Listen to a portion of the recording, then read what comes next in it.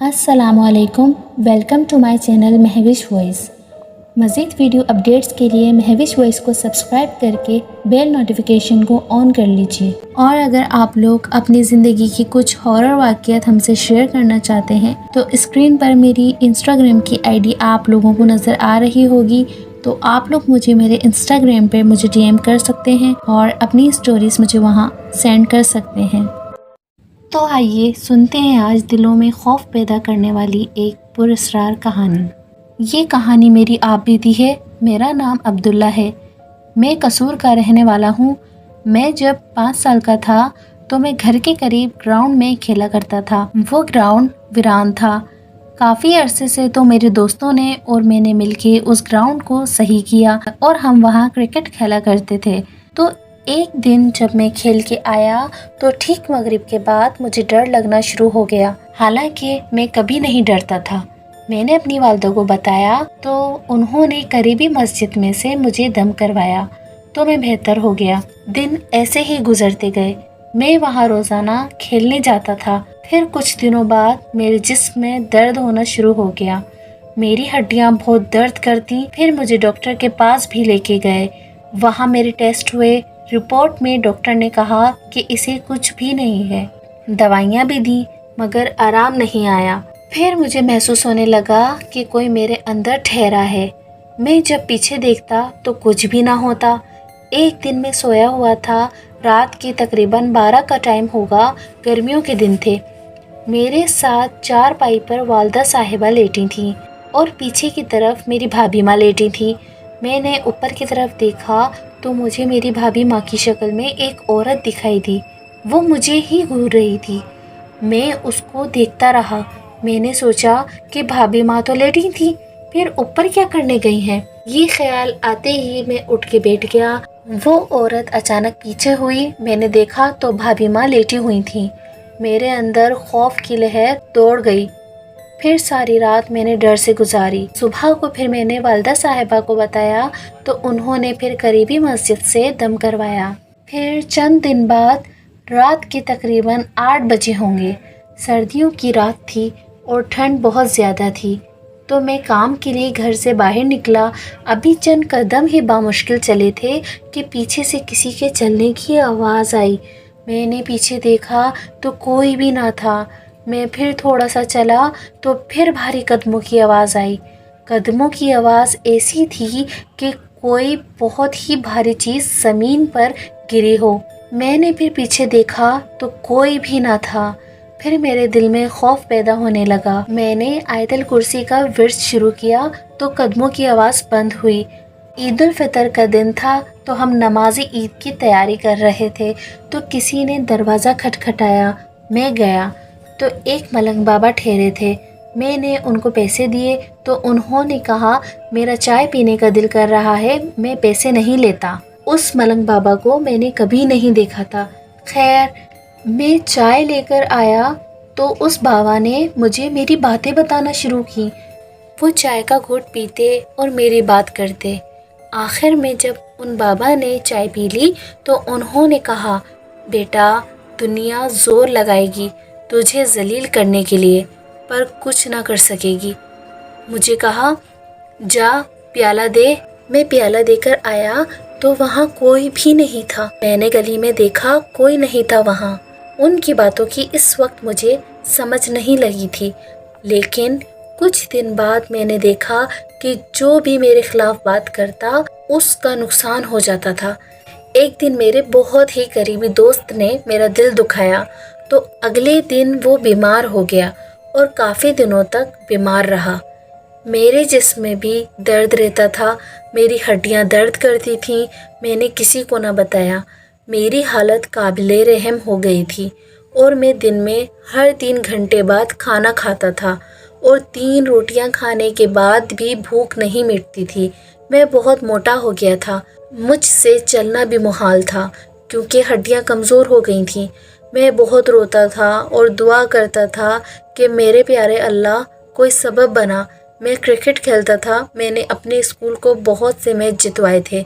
मैं fast bowler था पर मेरी हालत इतनी ख़राब थी कि बैट तक नहीं घुमा सकता था।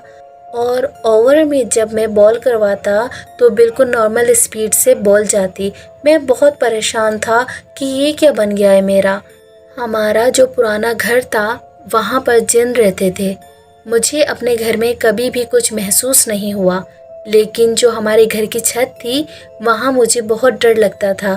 میں چھت پر جانے سے بھی ڈرتا تھا اور مجھے وہاں پر خوف بھی بہت آتا تھا، مطلب وہ جن ہماری چھت پر رہتے تھے۔ پھر ہم لوگوں نے کرائے کا مکان لیا۔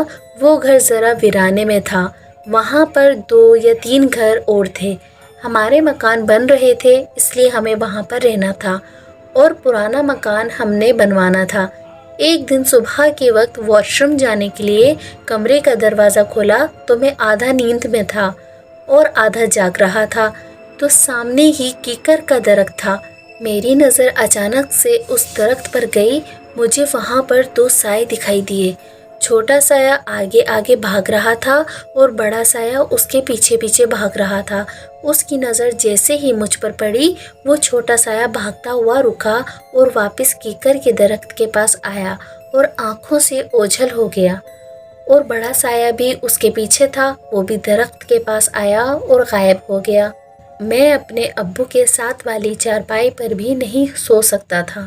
سردیوں کے دن تھے اور گھر پر مہمان آئے تھے تو مجھے ابو کے روم میں سونا پڑا۔ رات کے تقریباً 12 کا ٹائم ہوگا جب مجھے اچانک سے ایک ہاتھ دکھائی دیا۔ اس ہاتھ کے اوپر کھال نہیں تھی۔ میری اچانک سے پھر آنکھ کھل گئی اور میں خوف کی وجہ سے ساری رات نہیں سو سکا۔ میرے ابو جان کو بھی جن محسوس ہوتے تھے، پر ان کو تو کبھی کچھ نہیں کہا۔ مجھے وہ بہت تنگ کرتے تھے۔ آپ لوگوں کو ایک اور بات بتاتا چلوں کہ ہمارے گھر میں ایک چارپائی تھی سرخ رنگ کی، اس پر کوئی بھی نہیں سو سکتا تھا۔ ایک دن میں اس پر سو گیا اور آدھی رات کا ٹائم ہوگا، کسی نے میرے پاؤں کو چھوا۔ میری آنکھ کھل گئی، دیکھا کچھ بھی نہیں تھا۔ میں پھر سو گیا، پھر مجھے کسی بچے کے ہاتھ محسوس ہوئے۔ پھر میری آنکھ کھل گئی، دیکھا کوئی بھی نہیں تھا۔ ساری رات میری اسی طرح گزری۔ جب بھی آنکھ لگتی تو کوئی چیز میرے پاؤں کو چھوتی اور پھر میری آنکھ کھل جاتی، یا پھر بچوں کے ہاتھ محسوس ہوتے۔ میں قرآن پاک کی تلاوت نہیں کر سکتا تھا۔ جیسے ہی قرآن پاک کی تلاوت شروع کرتا تو میرے اندر بے چینی شروع ہو جاتی تھی اور پیٹ میں درد شروع ہو جاتا تھا۔ کئی بار سوچا کہ خودکشی کر لوں، پر میں نے خود پر کنٹرول کیے رکھا۔ میرے 12ویں کلاس کے بورڈ کے پیپر تھے اور میری حالت بہت خراب تھی۔ میرا جسم درد کرتا تھا اور ہاتھ کانپتے تھے، چلا بھی نہیں جاتا تھا۔ میرے اندر اتنی ہمت بھی نہیں تھی کہ میں سینٹر تک چل کے جاؤں، بہت مشکل سے قدم اٹھا پاتا تھا۔ پھر ایک دن ابو کسی عامل کو لے کے آئے، انہوں نے میرے ماتھے پر ہاتھ رکھا اور ایک چھری منگوائی۔ چھری انہوں نے اپنے ہاتھ میں پکڑ لی۔ میں نے سوچا آج میری خیر نہیں۔ پھر انہوں نے عمل شروع کیا، میں ان کا عمل سنتا رہا۔ میں ڈرا ہوا تھا۔ عمل ختم ہونے کے بعد انہوں نے کہا، بیٹا کچھ محسوس ہوا؟ میں نے کہا ہاں بس ہلکا سا درد ہوا۔ تو انہوں نے کہا اس بچے کو کچھ بھی نہیں ہے، آپ کے گھر میں ہے جو بھی ہے۔ خیر وہ مطمئن نہیں کر سکا۔ پھر ایک دن قاری صداقت صاحب ہمارے گھر ملنے آئے تو بھائی نے ان کو بتایا، تو انہوں نے کہا کہ میں 2 یا 3 دن بعد بتاؤں گا۔ پھر انہوں نے حساب کیا اور بتایا کہ اس کو 7 جنات ہیں، 3 جن اور 4 جنیاں ہیں۔ انہوں نے پھر میرا علاج شروع کیا۔ میں پیپر میں پڑھا ہوا دم والا پانی لے کے جاتا، میرے ہاتھ اور ٹانگیں کانپنا شروع ہوتے تو میں وہ دم والا پانی پیتا تو مجھے سکون آ جاتا۔ اسی طرح میں نے بورڈ کے پیپرز دیے، پھر مجھے کچھ عمل بھی بتائے۔ وہ جب بھی کرتا تو عورتوں کی آوازیں آتی، وہ مجھے گالیاں دیتی۔ انہوں نے چوریاں بھی کی، میری جیب سے پیسے گم ہو جاتے۔ ایک دفعہ میں نے قمیض اتاری اور پانی پینے گیا، واپس آیا تو جیب سے 2000 غائب تھے۔ میں نے شور مچا دیا تو سب گھر والے ڈھونڈنے لگے۔ تو 500 روپے چھوٹے بھائی کو فریج کے پیچھے سے ملے۔ ہمارے گھر کی چیزیں گم ہو جاتی تو سب مجھے کہتے۔